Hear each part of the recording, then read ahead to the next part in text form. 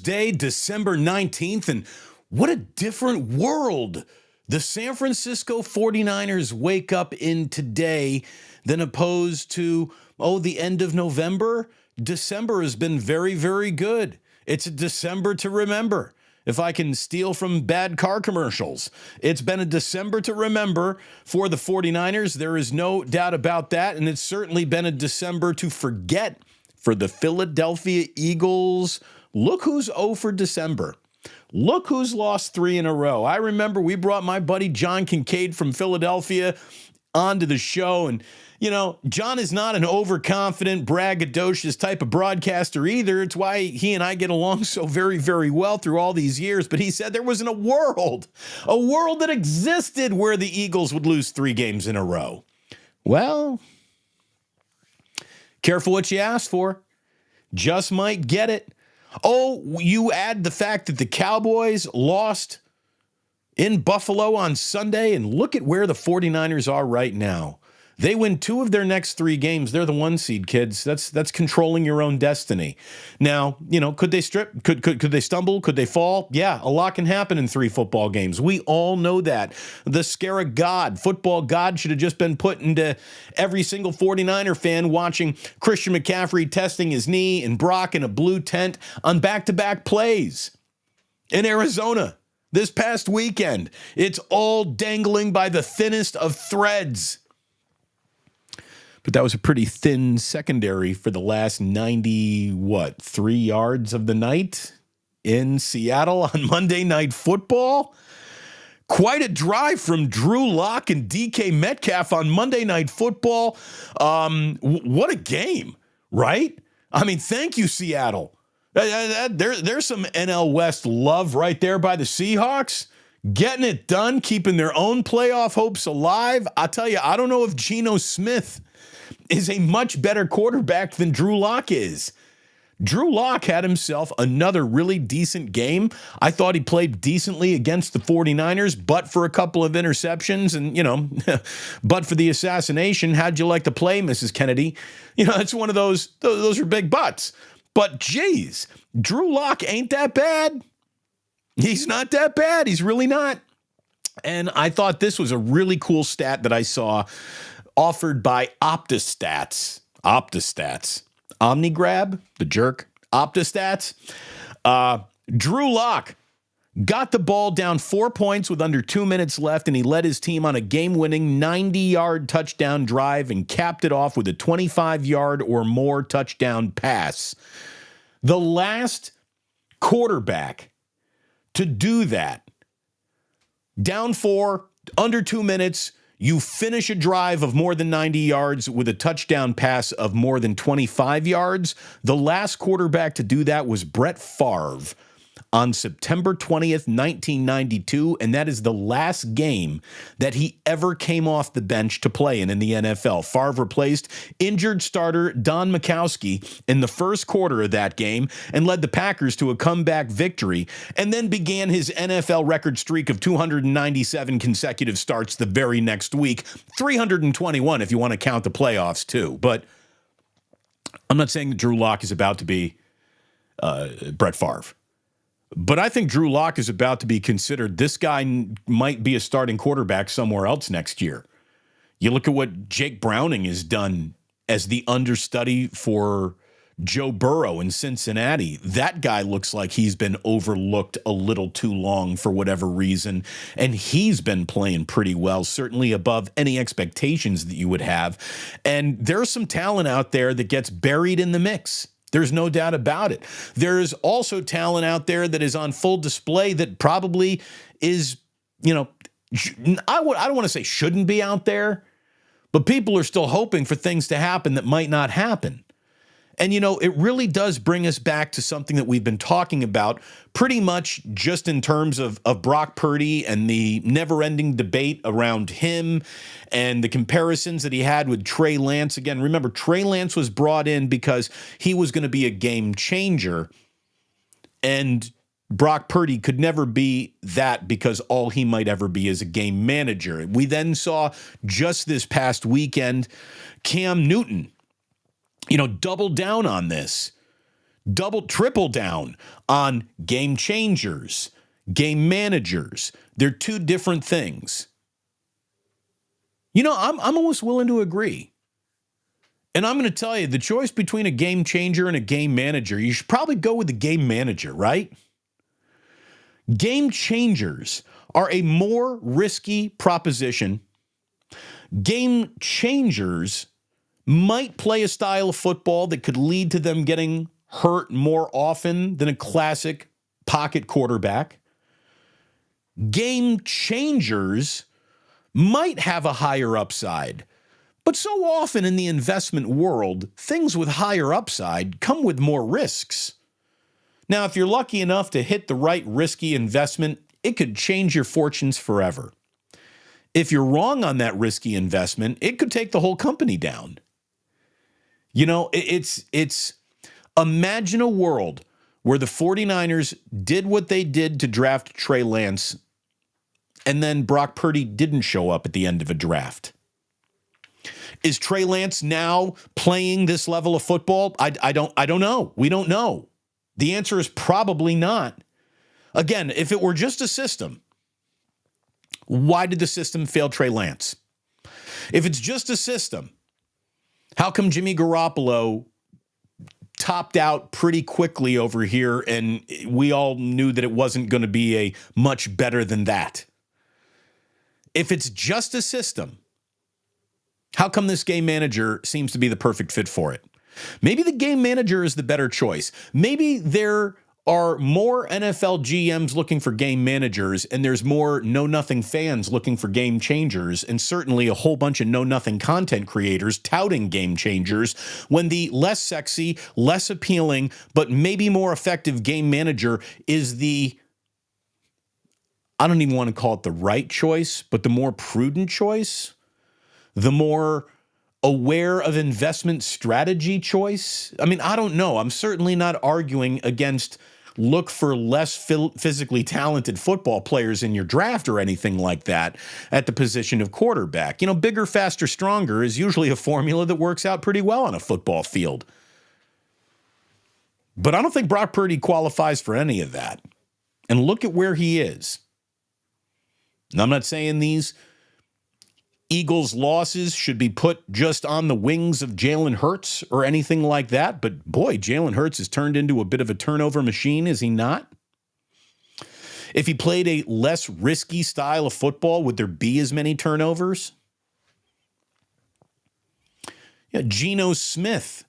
He had himself a really nice year last year where I think he led the NFL in completion percentage. Nobody saw that coming from Geno. Now, this time around, he's not able to do it again. Drew Lock looks like, you know, he's a game manager getting a chance, and he's managed a couple of decent quarters of football. Whether or not the Seahawks won that game or not doesn't really go into it. You know, he can't play defense too. Talent is special. You want as much talent as you can find, obviously. But there is something to be said. Something to be said for just that game manager out there. Maybe the system isn't so bad after all. Thank you very much for turning your entertainment system towards me today. It's great to have you here. Cheers and welcome to all of you. It is wonderful to have you in here. We got a sip of the day coming right up. I can feel it. I know when I brewed this coffee. We're about ready right here, right now. I know it.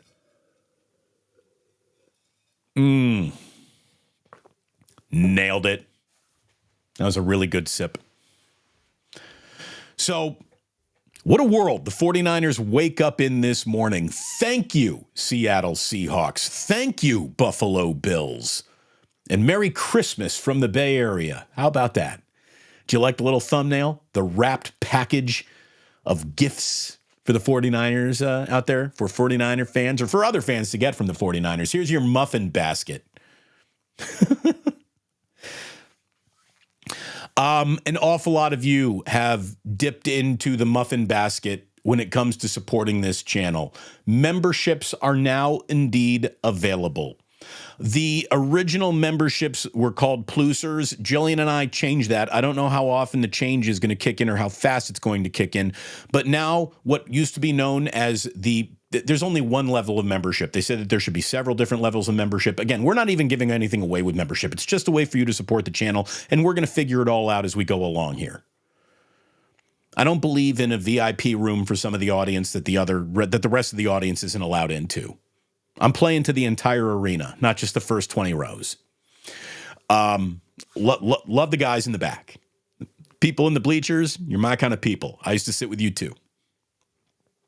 So if you're in the bleacher and you're not buying the VIP ticket, just hit a like, hit a subscribe. That's what you can do. If you want to become a member, it would be greatly appreciated, obviously. Anyone who becomes a member, as far as I'm concerned, that's your super chatting right there. That's all you need to do, in terms of supporting the channel. If you're a monthly member, I really do appreciate that. I see some people saying it like, look, some of these people in the chat now have fancy stars next to their name. Am I a less than person because I don't have a fancy star? Legends Pizza says, oh no, we're not cool without the blue fancy star. Legends Pizza, I love you no matter what color your star is or if it's there or not. It does not matter. But if you do choose to become among the initiated, I would appreciate it. But I totally understand if you don't, and you won't be treated any differently if you don't. That's the way it goes. We want to welcome James Cipollini. Is that right? He is the new member of the day that I look on here. But yes, your names, if you are among the initiated, have a blue star and they pop up as green names in the YouTube chat. And what do you know?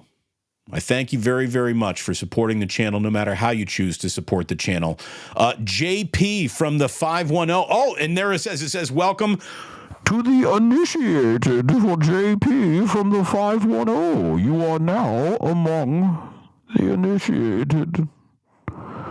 And you have my permission to enjoy the show. Maybe that's what I'll do. Maybe for Christmas, I'll just get a Bane mask and I'll do special sports Bane only videos for the initiated. I don't know. I don't know what the hell we're doing. I think that speaks for itself every day. What do you think Damon's going to do today? I bet you he comes on and wings it. Yep. That's about it. Speaking of winging it, with one of those system quarterbacks, I thought this was a pretty cool stat that I saw from NFL Front Office on Twitter. Kyle Shanahan's 2023 49ers team is on pace to be the first team to rank in the top 3 in scoring, total, passing, and rushing offense in the same season since the 2000 Broncos. Now, what's interesting about that is the connections between the 2023 49ers and the 2000 Broncos. First of all, Mike Shanahan, Kyle's dad, was the head coach of that team. I didn't look this up, but is that McCaffrey's dad on that team too? Is that McCaffrey's dad on that team? I know his quarterback's coach was on that team. As a matter of fact, it was a quarterback. The quarterback of that Broncos team was Brian Greasy. And now he's the guy leaning into Brock Purdy's ear every single practice. He's the guy sitting on the bench next to Brock Purdy, going over the iPad, the Microsoft Surface tablet in between each and every play. So incredible connection between some Mike Shanahan teams in Denver and what it accomplished in terms of just being in the top 3 in total points, passing, and rushing. And look at where this 49ers team sits going into what becomes the next version of the game of the year for the 49ers. Again, the goal, the mission is simply this. 3 games left, you win 2 of them, you're a 1 seed. Doesn't matter what the Eagles do, doesn't matter what the Cowboys do. You win 2 of your next 3. You get a bye week and you're home for the playoffs. Beyond all that, a win over the Baltimore Ravens would officially cement the 49ers as the team to beat for the Super Bowl, bar none.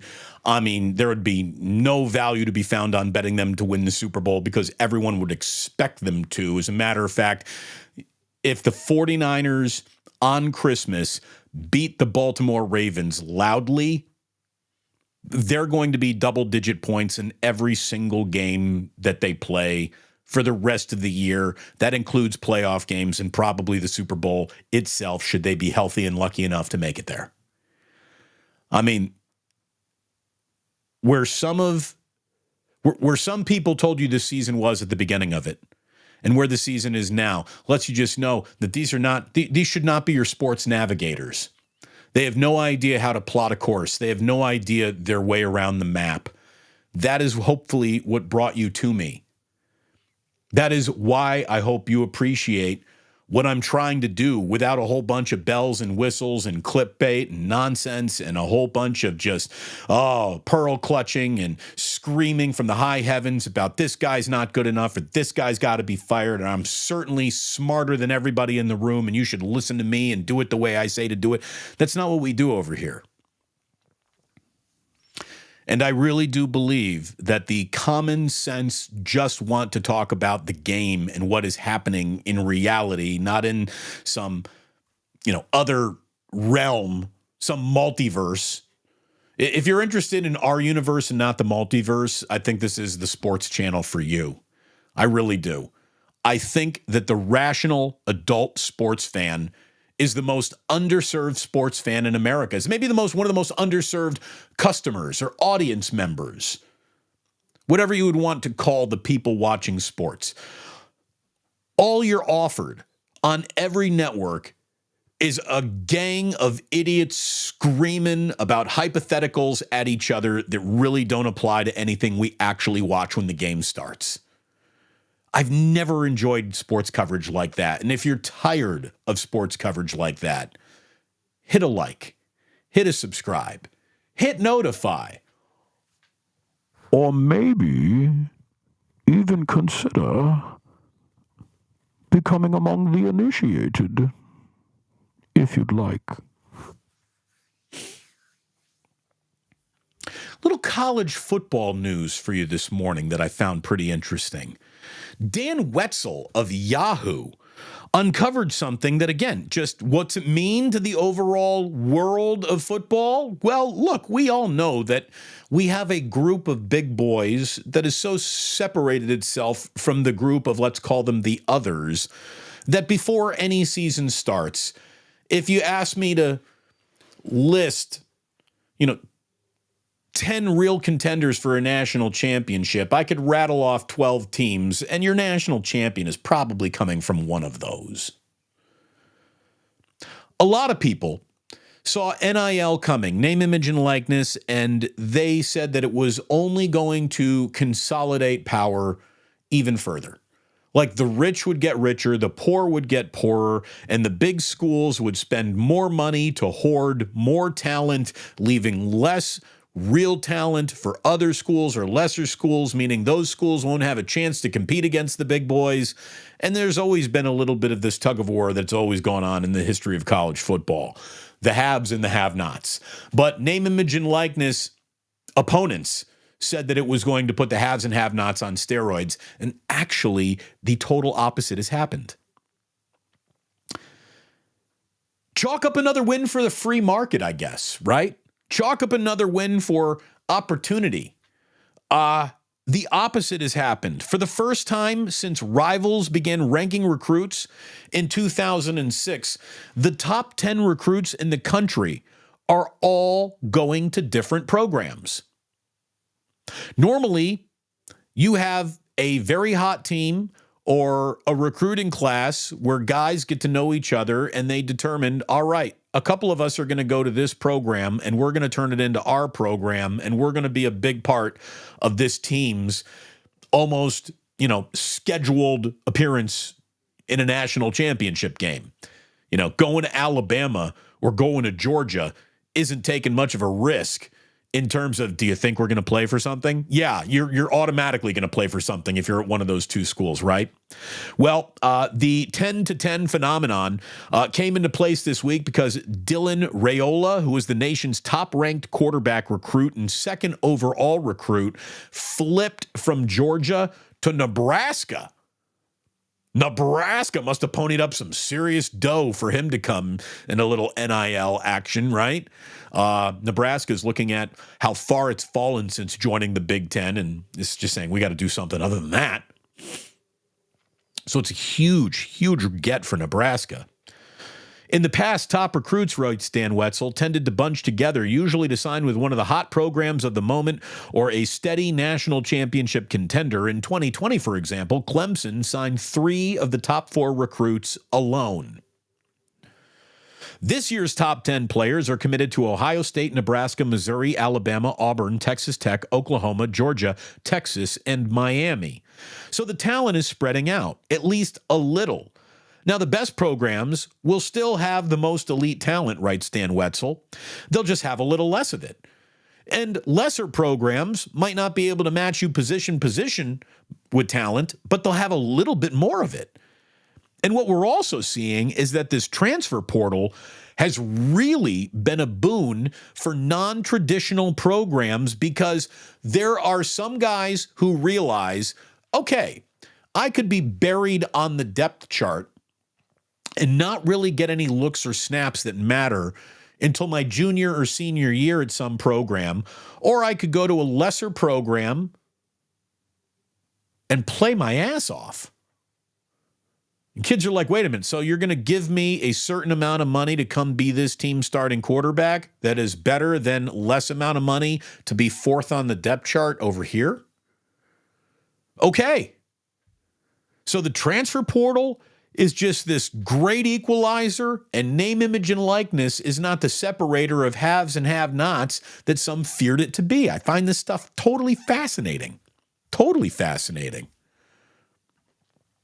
And Jillian wants you to know, yes, per Damon's request, members are now the initiated, because anyone who is in here is a pluser by definition. The question is, were you born into it? Or did you merely train? This is freaking ridiculous. So, okay. Howard Beck, who I think is a really good basketball writer, decided to take on the Golden State Warriors and sort of examine the dynasty. It's close to the end. What is hastening its end? What could possibly keep a window to contend open in a season where it looks like this window is becoming more and more closed than it is staying open, right? So I want to read to you a little bit from Howard Beck in The Ringer, and then we're going to talk about it, okay? Okay. Howard Beck writes, it's tempting to dwell on the chaos, to get lost in the haze of punches and chokeholds, to make one man's meltdown the symbol of a dynasty's demise. It's very tempting to blame Draymond Green. It's easy to get caught up in the what ifs. What if Green hadn't punched Jordan Poole last year? What if Green hadn't throttled Rudy Gobert last month or smacked Yusuf Nurkic last week? What if he had exercised more self-control? What if he were on the court now making basketball magic with Steph Curry instead of serving an indefinite suspension? With just days to go into Christmas, the Warriors are a distant 11th place in the West, 12-14, and 6 of those losses have come on nights where Green was either ejected or suspended, and there are surely many more to come before the league reinstates him. NBA dynasties do not die by fisticuffs or suspensions, or by the sins of a single wayward soul. They die of old age, of brittle ligaments, of cranky backs. They die of hubris and ego. They die of nostalgia and benign neglect. They die because it's the nature of things, and not even team owner and Joe Lacob's billions or his light years ahead proclamations or his 2 timeline fantasies can change that. The truth is, the Warriors of Steph Curry and Draymond are, by historical standards, already stretching the limits for longevity. If we measure a dynasty's team or term from its first championship to its last with the same core stars, then Golden State has already matched or surpassed 4 of the NBA's 7 historic dynasties, defined here in Howard Beck's column as winning 3 titles in a decade. And then he examines the other teams that qualify for the 7 dynasties under those, parameters. And he comes back to the Warriors after examining how other dynasties kind of came and went and folded, and the staying power of the San Antonio Spurs, which kept it going pretty much longer than anybody. When it comes back to the Warriors, Howard writes, hold on, let me get the Jillian message down there. Thank you, honey.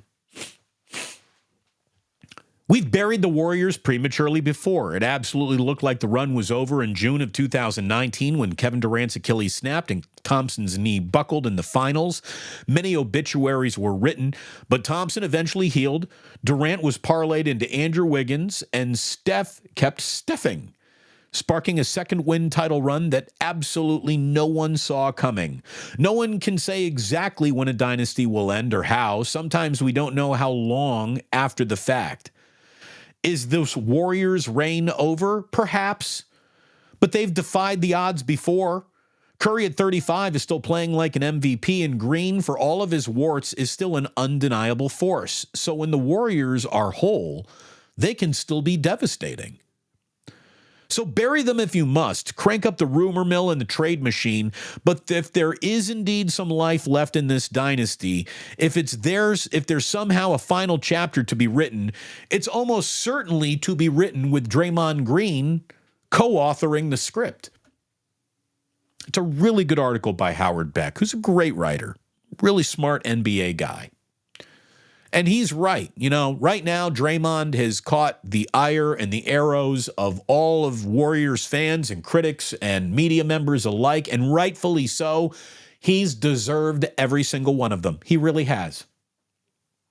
Draymond, this is not conduct becoming of an officer or a gentleman. It's not. And look, the Warriors are paying a price for it in real time. They're 12-14. They're only 6-6 at home. And this evening, they're taking on the Boston Celtics, who are 20-5 overall. The Celtics are much better than the Warriors. No doubt about that. And the Warriors are probably going to catch one tonight.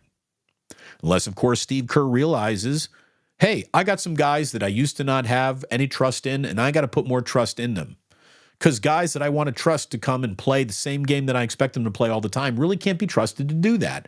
More Kuminga, more Pajemski, more Trace Jackson-Davis. I want to see it all. I think you do too. And I think that Steve Kerr is starting to realize that he needs to see it, and he needs to lean into other ideas than just my same ideas coming through again and again and again. I didn't include it in the clipped portion of the article, but what I really, really liked was that Howard Beck basically said, it's like Miracle Max in The Princess Bride. The Warriors are mostly dead, but that means they're still slightly alive. Surviving the 3 weeks of the Draymond suspension ain't going to be easy, but it almost forces Steve Kerr to look for other options and other solutions on his own bench. And that's the only place that options and solutions are going to be found this year. There is no magic trade to make this all better. There isn't.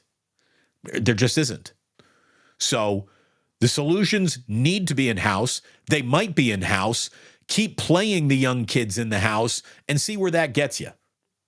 Because I think we've had a long enough run here, right? A long enough run to see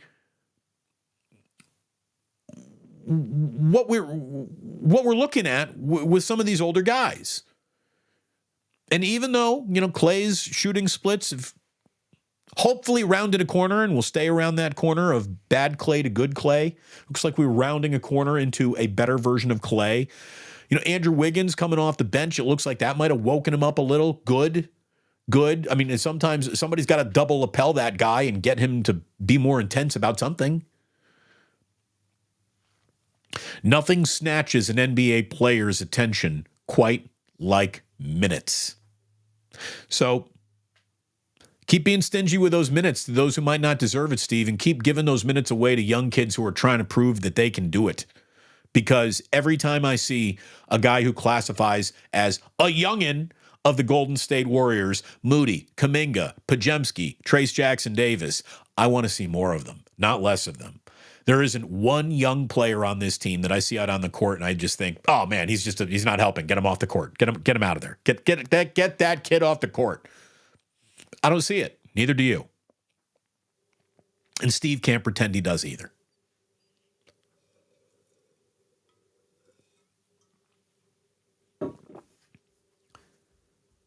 I got one other thing from the world of basketball. And folks, this really is why, and this might not gain me any fans or favors or members or likes or super chats or clicks or whatever, but it's the honest to God's truth. And that's what this show's all about.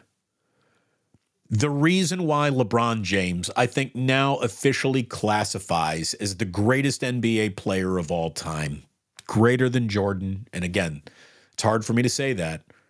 Michael Jordan, very, very special place, not only in my heart and in my brain, but in my nostalgia and the reason why I'm a sports fan to the degree of which I am. Like, Michael Jordan is a real big deal in my world, a real big deal.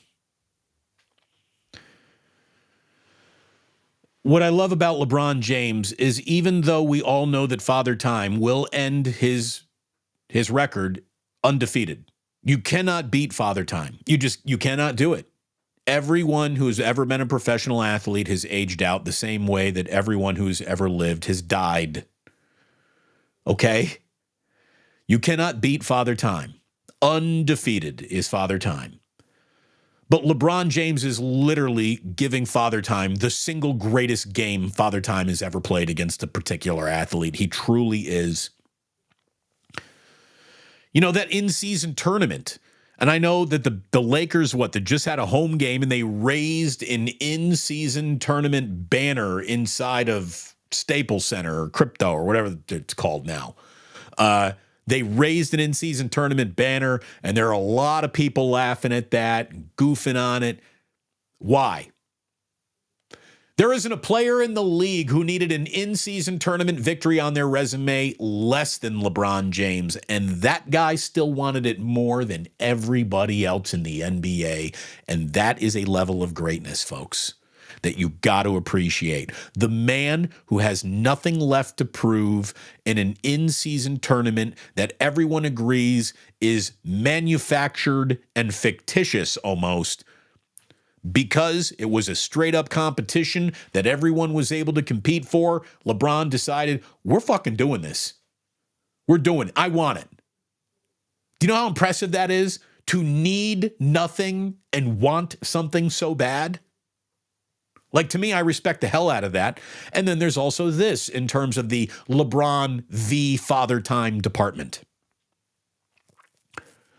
The most triple-doubles by a player after their 15th season in the NBA, okay? Their most triple-doubles ever by a player after their 15th season in the NBA. LeBron James now has 35 of them. 35 triple-doubles post his 15th season. The rest of NBA history has 20. Every player that has ever played in any season that's ever been contended that has been a 15th season or greater, you add up everyone that has ever done it and you get 15. And LeBron has 35 on his own. Excuse me, you get 20 if you add everyone. LeBron has 35. 15 more than everybody else who ever played combined. That's extraordinary. It's just extraordinary. You know, you go ahead and dislike LeBron James all you want. You're basically, at this point, you're rooting against the sun. The man is at the center of the galaxy in basketball. He really is. He still is. And to be at the center of it, to be this good, this effective, this powerful, this dominant, this still agile on a nightly basis is ludicrous. It's ludicrous. I mean, It's one thing to be, Phil Niekro in his 40s throwing up knuckleballs. It's another thing to be running up and down an NBA court at LeBron's age and doing what he's doing. It's extraordinary. It really is. Couple of other things. The San Francisco Giants, okay? They've gotten a nice little bounce after the Jung-hoo Lee signing because Mr. Lee is an absolute charmer. Absolute charmer. You can't help but like him. You watch any of his broken English press conference and you're going to walk away going, I think I love that guy. He is, before he's taken a major league at bat, among the most popular, most marketable, and maybe the most liked San Francisco Giant on this team. But once baseball season starts, one of the things you might find out is that he's one of the more overpaid players in all of baseball. Again, they just signed a guy. Instead of promoting any minor leaguer that they think would be a decent major leaguer for the cost of a major league minimum salary, they decided to go get someone who's playing Korean ball, which is about the equivalent of AA ball, and give him a $113 million 6-year contract. I'm telling you that it's a bold move, and every single second of Farhan's future should be attached to this one decision alone, truly. Like, Farhan's got a lot to get better at, but this one decision alone, like if this kid isn't hitting above 270 by the All-Star break, Farhan should be fired. This kid better be instant awesome. The way that they're paying him. They're paying him like he's already been to multiple All-Star games. We'll see. But I can tell you, if you're paying him $113 million and you had $700 million on the table for Shohei Ohtani, you still got about $600 million worth to play with. And you better start playing with it, San Francisco Giants. Now, today, the San Francisco Giants acquired, in a trade with the Cincinnati Reds, TJ Hopkins. I had to find out if TJ Hopkins were an outfielder, an infielder, or a pitcher. I had no idea who he was. So your offseason for the Giants has consisted of TJ Hopkins, who, by the way, is an outfielder, and the kid from Korea. And what? I'm telling you right now, an overpay for Bellinger, I'm the first one to say don't do it, but it'd be better than nothing. If you know what I would do? I would make sure that you won the Yamamoto sweepstakes. You get Yoshi Yamamoto and you go out and you sign Blake Snell. You better get both of them because pitching and defense is the only path through the upcoming multiple seasons of baseball that the Giants are going to be facing. They're not going to be able to out-hit the Dodgers. They're not going to be able to out-hit the Padres, who even without Juan Soto still have a more robust lineup than the Giants can offer. And remember, there's this little team in Arizona that just happened to be the defending National League champions. So you might want to do something about that. And what do you do when you got really good lineups and athletic teams? You pitch your dicks off. And that's what the Giants need to do. The San Francisco Giants, go get Blake Snell. He just won the Cy Young, so there's going to be no deals to be had on him, but he really liked Bob Melvin. Put them two back together. Go get Yamamoto, the Japanese Tim Lincecum, and pitch your dicks off. That's the only chance you're going to have. Pitching and defense, pitching and defense, pitching and defense. The Giants are not going to be able to sit at the plate and hit with anybody. So do that. And there you go. That is today's show. I hope it was good for you. I hope you enjoyed it. I really, really appreciate all the support that you guys have given me. By the way, a super chat coming in from Mike Baker. Your logo fits your story perfectly, Damon. Take him down. I plan on it. Thank you very, very much. So, are you ready for a little quick Club Plus? You ready to get into that? I want to thank everybody who's listened to the podcast today. Your support over there means the world to us too. And I'm going to tell you right now that sports don't build character. They reveal it. And like that, he's gone. I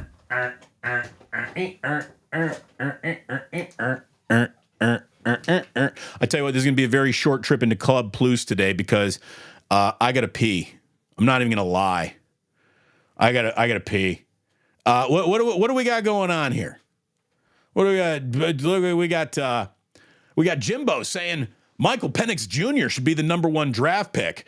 I tell you, if it weren't for his injury concerns, he might have been. He could have been. He might be still. I don't know though. Well, I love the fact that there was a nice little talk about college football going on in the chit chat today. Thank you very, very much. Let me see what else we got going on.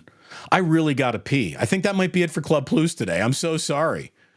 What do we have here? Damon, who was the reporter you had on the 49ers Eagles games? That was my man, John Kincaid. That was John Kincaid. Lost 3 in a row. Guaranteed you it wasn't going to happen. It happened. How about that? Rockin' New Era 84. Damon, work is kicking my ass today. I'm so sorry. I'm going to be rooting for your ass all day long. We'll be rooting for the Warriors' ass a little bit later on this evening. Again, I really got to pee. There you go. Not a lot of shows have been stopped by the need to pee as much as this one has to be, but this is the truth, and you want inside the truth? There you go. I got to pee. Thank you for listening. You don't have to go anywhere, but you can't stay. Oh, no, wait. I totally forgot to thank my sponsors. Thank you so much to Ike's.